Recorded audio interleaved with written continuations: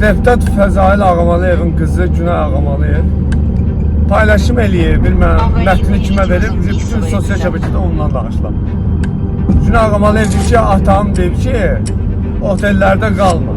Ramiz Mehdiyev otellərin çoxusuna kamera qoydurur, deputat qadına intim videosunu çəkib şantaj edir. Neçə deputatın da ailəsini dağıdır.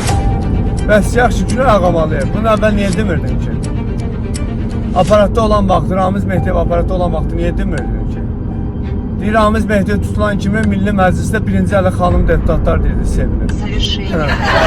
Niyə sevinsin ki? Nə zibil işlər var ki, Ramiz Mehdiyev tutulan kimi sevinirlər? Hə? Hər öz işinə məşğul olsa daha gözəl olar. Kim kimdir, nədir, hamı görür, xalqın göz tərəzisi olur. İndi Rasim Balayev oradan çıxır, danışır. O birisi oradan, Vasif Talıbovu bir haqqında danışırlar, tutulan kimi.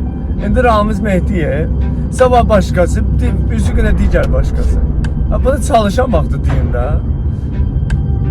Demirsinizsə, həbs olandan sonra da danışmayın da. Başa düşdü? Əgər mən danışmıramsa, kim tutulur tutulsun, tutulandan sonra da danışmayacam. Başınızı sağlıqda öz işinizlə məşğul olsaq, öz ailəmizə baxsaq, öz ailəmizlə günü danışsın, mehribanlıq keçirsəz, daha gözəl olar. Bir üstə ki, bəzi deputatlar var ki, niyə sevinir ki onun həbsinə?